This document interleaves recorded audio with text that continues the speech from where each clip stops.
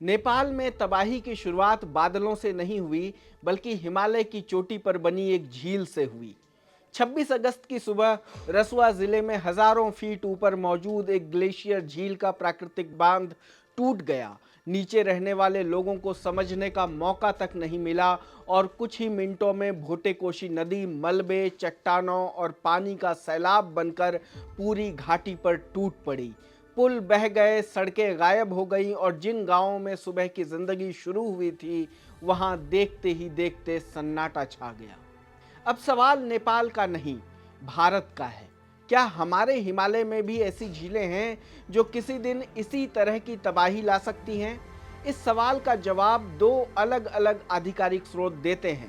पहला, हिमाचल प्रदेश पर आईआईटी रोपड़, आईआईटी रुड़की और ऑस्ट्रेलिया की यूनिवर्सिटी ऑफ टेक्नोलॉजी सिडनी की नई स्टडी। दूसरा, केंद्रीय जल आयोग यानी CWC की जून 2026 की मासिक मॉनिटरिंग रिपोर्ट।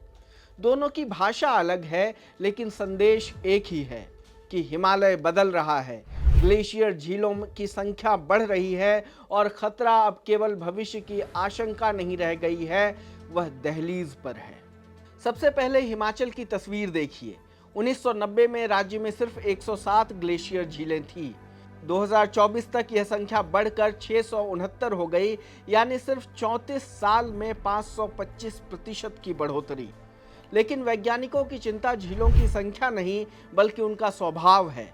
669 झीलों में से 88 झीलें ऐसी मिली जिन्हें GLOF यानी ग्लेशियर लेक आउटबर्स्ट फ्लड के लिहाज से सबसे संवेदनशील माना गया। इनमें 9 झीलें बेहद उच्च जोखिम और 18 झीलें उच्च जोखिम की श्रेणी में रखी गई हैं। अगर पूरे भारतीय हिमालयी क्षेत्र की बात करें तो तस्वीर और बड़ी हो जाती है। केंद्रीय जल आयोग की आधिकारिक निगरानी सूची के मुताबिक सबसे ज्यादा संभावित खतरनाक ग्लेशियर झीलें लद्दाख में हैं, जहां 150 झीलें चिन्हित की गई हैं।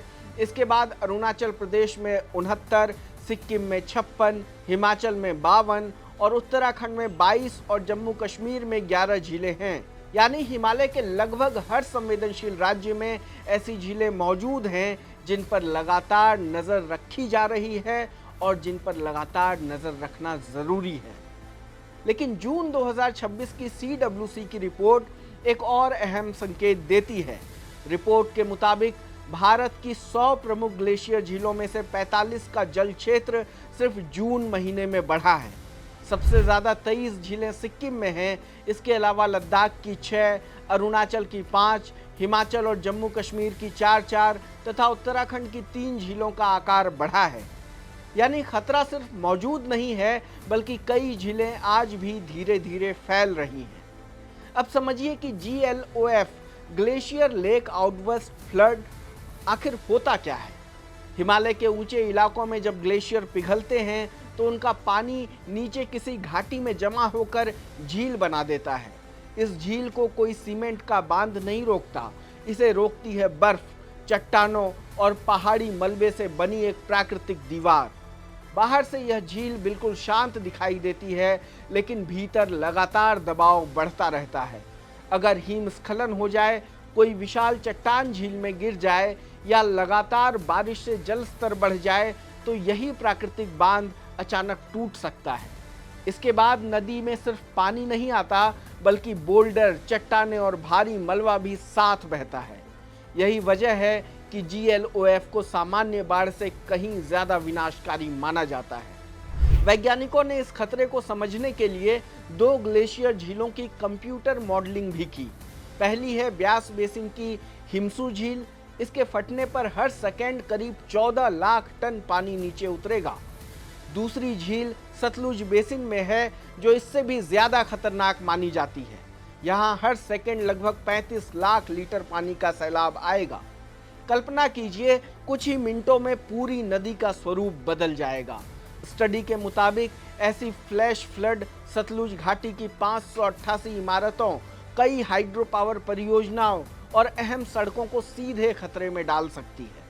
यही वजह है कि सरकार ने भी इसे सिर्फ पर्यावरण का मुद्दा नहीं माना।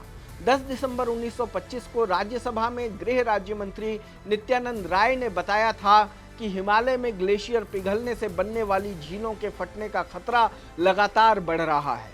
इसके लिए 150 करोड़ रुपए की राष्ट्रीय JLOF जोखिम न्यूनीकरण परियोजना शुरू की गई है, जिसके तहत हिमाचल, उत्तराखंड, सिक्किम और अरुणाचल प्रदेश में सैटेलाइट, ड्रोन और ग्राउंड सेंसर की मदद से निगरानी की जा रही है।